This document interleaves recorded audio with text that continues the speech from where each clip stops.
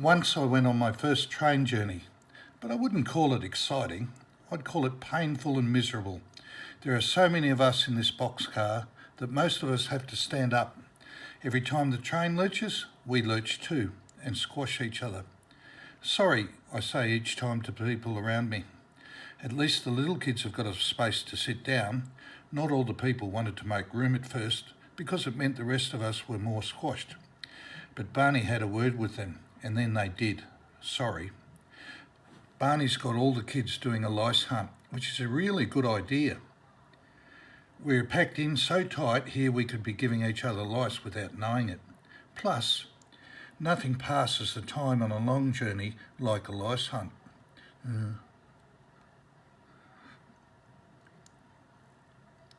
Sorry everyone. Zelda isn't doing it.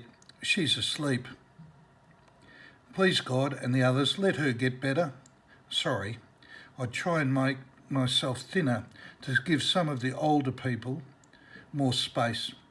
It must be terrible for them. I'm young and I'm used to going without food and water and space. Sorry, for God's sake, yells a man near me. Stop saying sorry. Barney gives the man a long look. He's just a kid, says Barney. Give him a break.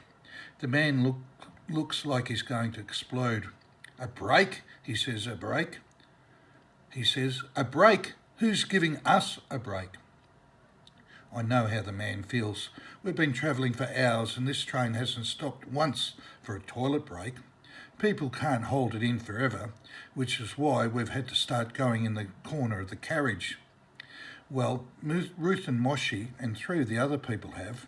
Everyone else is desperately trying to hold it in because there isn't any toilet paper. Are we there yet? Says Henrik, looking up from Ruth's hair. Be patient, says Barney softly.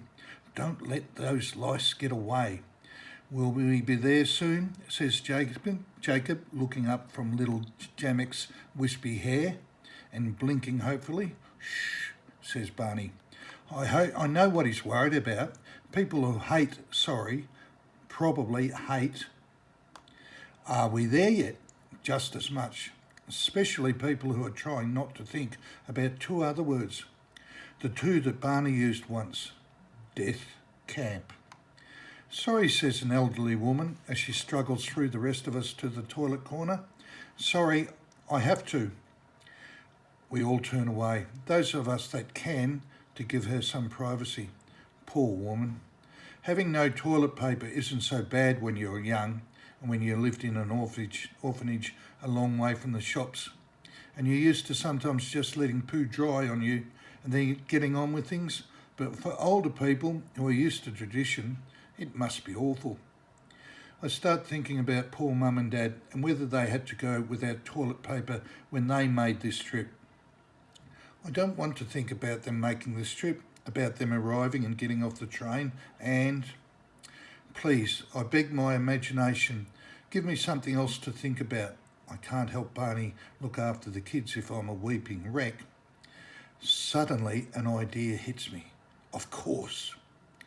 I reach into my shirt and after a struggle because a couple of other people's elbows are in my chest, I manage to pull out my notebook and rip out a couple of blank pages. Here, I say to the woman in the corner, use this. The other people pass it over to her and when she sees she starts crying. It's all right, I say. I haven't written on it. Barney squeezes my arm. Well done, Felix, he says. Lots of other people hold their hands out for toilet paper and I rip out pages out for them as well. Now I've only got pages left with stories on them. Stories I wrote about Mum and Dad. I look over at the people crouching in the corner at the relief on their faces. Mum and Dad would understand. I rip the rest of the pages out of my notebook and wriggle past everyone to the toilet corner. I grab a metal bolt poking out of a plank in the wall. If I push the bolt through the pages, they'll hang there and people can tear off a page or two as they need them. The bolt comes away in my hands. The wooden plank is rotten. I kick at it and part of my foot goes through. Barney, I yell. People are looking at what I've done. A couple of men pull my foot out of the plank and start kicking at the wood themselves. Their big boots make a much bigger hole. Barney and the men pull at the side of the hole with their hands, and more bolts fly out of the wood, and suddenly the whole plank comes away. I can see green countryside speeding past. One of the men tries to squeeze through. "Wait," says Barney. "We need to make the hole bigger. If you roll it out, you'll fall on the track. You need to be able to jump clear." Everyone squashes back to give Barney and the men more room. Barney jams the plank into the hole, and the men push till their faces are bulging.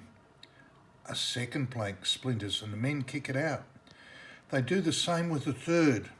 "That's enough," yells one of the men. He takes a couple of steps back and dives out through the hole. The second man follows him. "Come on," yells someone else. "We're free."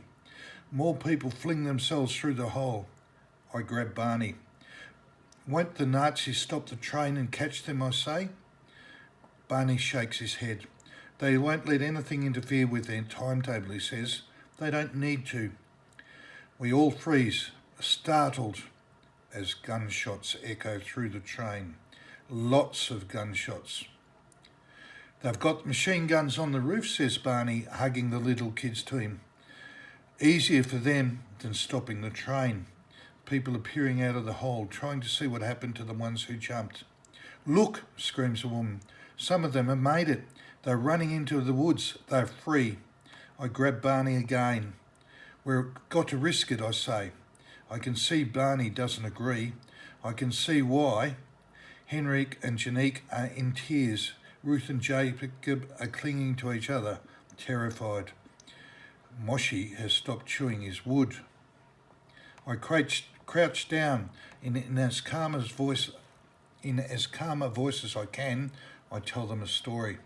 It's a story about some kids who jump off a train and land in a soft meadow, and a farmer comes and takes them home, and they live happily on the farm with his family and get very good at growing vegetables. In the year 1972, they invent a carrot that cures all illnesses.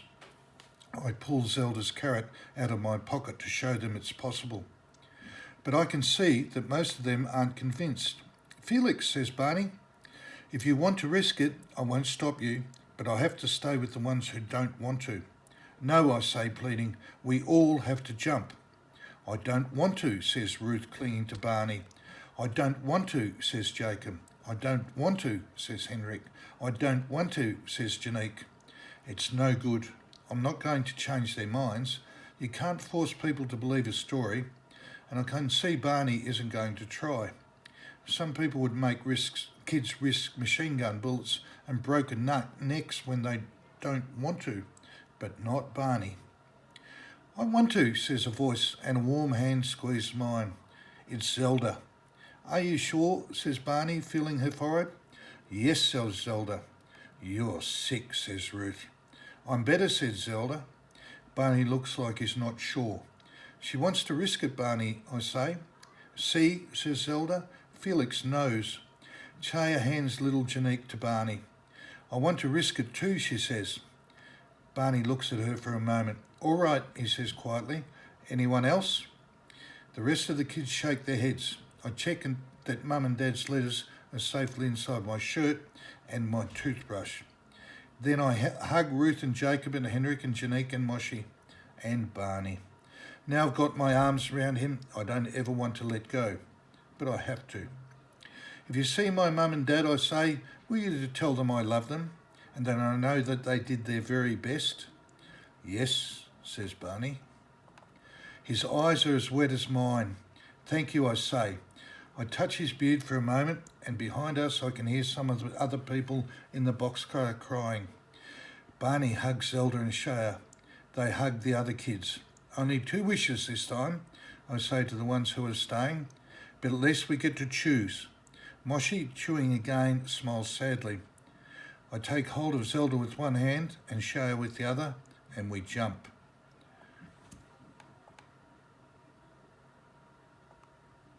Chapter 17. Once I lay in a field somewhere in Poland, not sure if I was alive or dead. You know how when you jump off a moving train and Nazis shoot at you with the machine guns and you see sharp tree stumps coming at you, and then you hit the ground so hard you feel like you've smashed your head open and bullets have gone through your chest and you don't survive even though you prayed to God, Jesus, Mary, the Pope and Rich Mal Crompton? That's what happened to poor Chaya. She's lying next to me in the grass, bleeding and not breathing. I reach out and touch her face. When I feel a bit better, I'll move her away from the railway line to somewhere more peaceful. Under that tree over there, with the wildflowers near it. Zelda is lying next to me too. We cling to each other and watch the train speed away into the distance. Are you all right, I say? Yes, she says. Are you? I nod. My glasses are all right too. We're lucky, she says sadly. Yes, I say, we are. I think about Barney and what was in his jacket pocket when I hugged him just now. Metal syringes. I know he won't let the others suffer any pain. He's a good dentist. He'll tell them a story about a long, peaceful sleep, and it'll be a true story. I don't know what the rest of my story will be.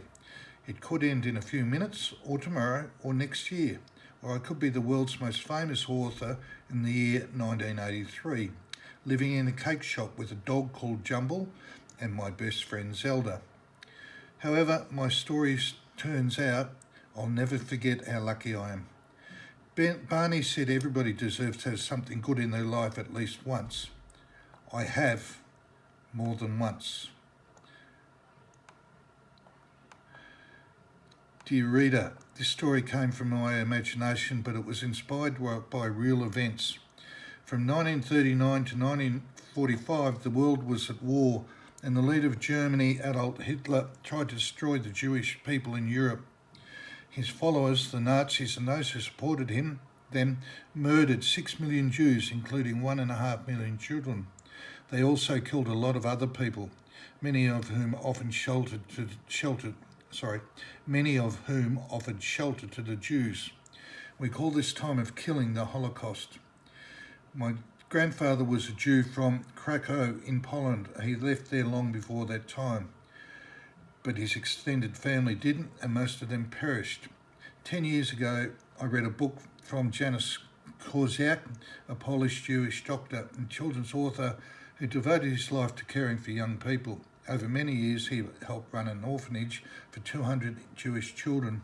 In 1942, when the Nazis murdered these orphans, Janusz Korczak was offered his freedom, but chose to die with the children rather than abandon them. Janusz Korczak became my hero. His story sowed a seed in my imagination.